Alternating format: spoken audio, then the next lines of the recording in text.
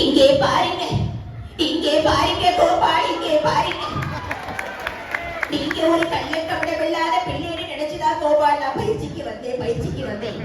ஆனா நீங்க இப்படி பண்ணுவீங்கன்னு நான் நினைச்சு கூட பாக்கல கோபால்.